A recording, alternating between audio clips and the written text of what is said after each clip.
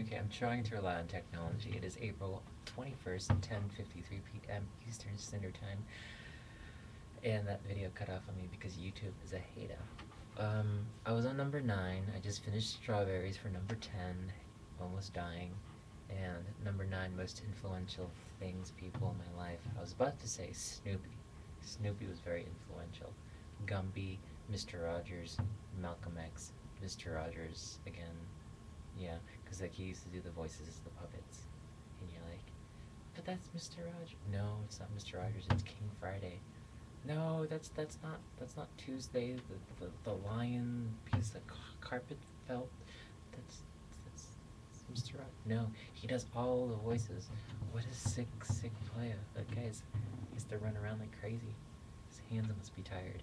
But honestly though, I look towards people who kind of spoke to me in a particular way of like being very quiet but stuck but wanting to be ferocious and fierce, and particularly Gumby because he just slid around on one foot, which was pretty cool. Um, let's see, number 8. Um, yeah, let's see, my first fight was in high school, and I stood up for one of my friends, and he was getting all pummeled on the ground, and I was just like, stuff doesn't happen. Like maybe in the movies, but like in my school there was a fight.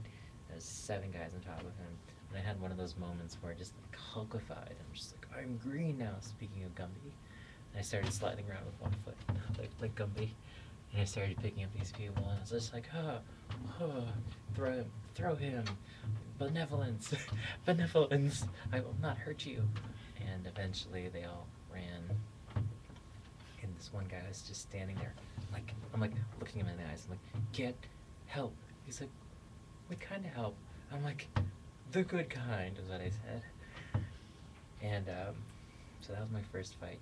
Let's see, 7.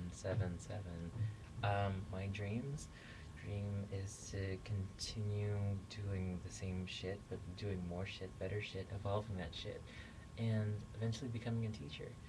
Um, Getting paid shit, but that is okay because I am tired of pickup jobs and whatnot.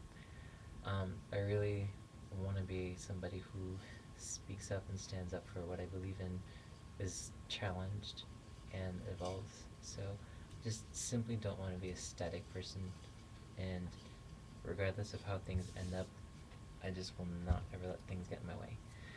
Um, 6. Let's see. Um, I was gonna mention number 6, what I had in my head, but I'm like, IRS. Never mind. Science. I love science. Originally wanted to become an astronaut. Then I realized that you're kind of just guessing. And I don't like guessing like that. Like, I like guessing, like, guess the number of marbles in my hand. Not like a guess whether or not this fucking space shuttle is gonna hit the fucking moon. Like, fuck that. um, but no, I wanted to be an astronaut. I was really into geology, chemistry, and all that stuff. But I always wanted to find some sort of technology that would be able to transform um, basic materials in desert areas and areas that are naturally and turn them into lush, nice areas for people to live in. So, yeah. Anyways, 5. I'm running out of ideas. Um, Number 5. Let's see. So people, here's a little bit of my past. This is not even to do with anything being transgender. It's just stuff now. It's just stuff. I used to have really super bad acne, super like kung fu angry acne, and I'm sure like all of you, if your grandmother who's like, put some Vaseline on it, it's gonna make it go Vaseline on my face, right on the zit. And my grandfather's like, get a towel and boil it in hot water and just put it up to your face. That's what I used to do when I was little. And you look at his face and it's all like, it's like, and then someone's like, we just, eat this, drink some more water, Clearasil pads, and it's like ethnic remedies, and then there's just like folklore, and suddenly everyone's all up, literally in my face, telling me what to do, as if it wasn't bad enough.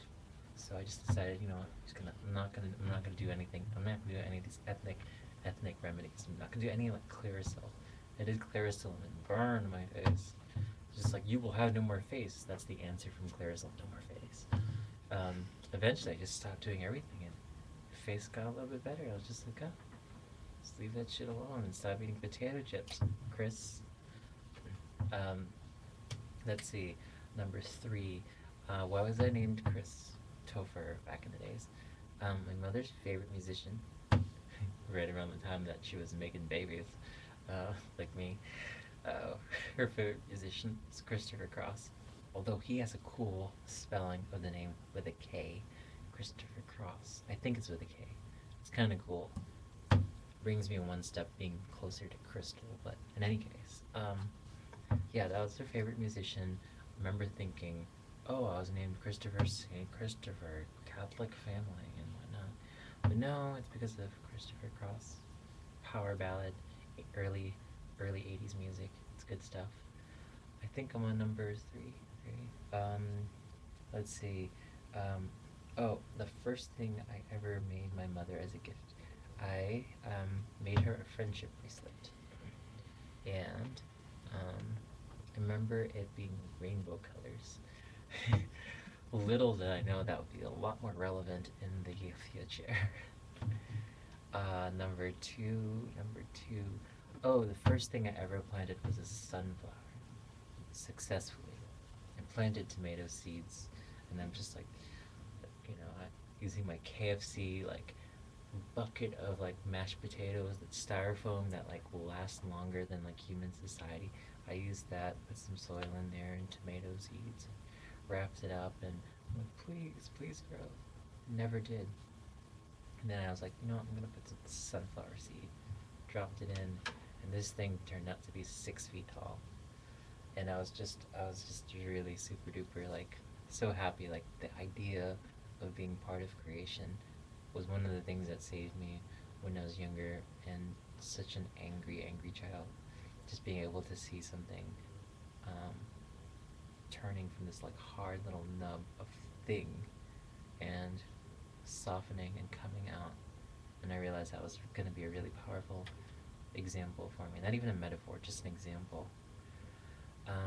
So number one thing about me, most important thing is do your shit well. Sometimes it's better to ask for, I don't know, fuck that, fuck that shit. Um, Honestly though, I don't have any regrets. And I think that most important part about not having regrets is shit, being the black sheep in your family, as I was talking about earlier. But most importantly, like, just listening to your own personal truths, and we were talking earlier about getting outside of bubbles. And honestly, if you find yourself in any kind of bubble, like, you're just gonna get out of that shit. Bubbles should be looked at, not be the things that hold you in. But always remember, this is for trans folks, queer folks, people folks, any folks, any folks. But stand up for yourself, love yourself. That's the most important thing I learned. Because there will come times in your life where nobody but yourself will love you. And it doesn't necessarily make your life miserable or lonely. It just means that you're smart and you know what you're doing. And then eventually people will love you again, and people won't love you, and it just goes back and forth. And that's people's problems.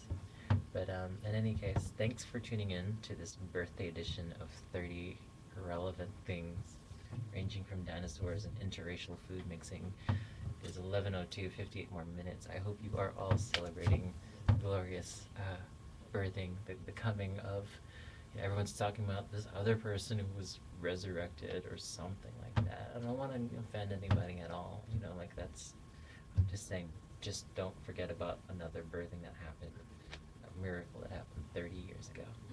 Thanks for watching.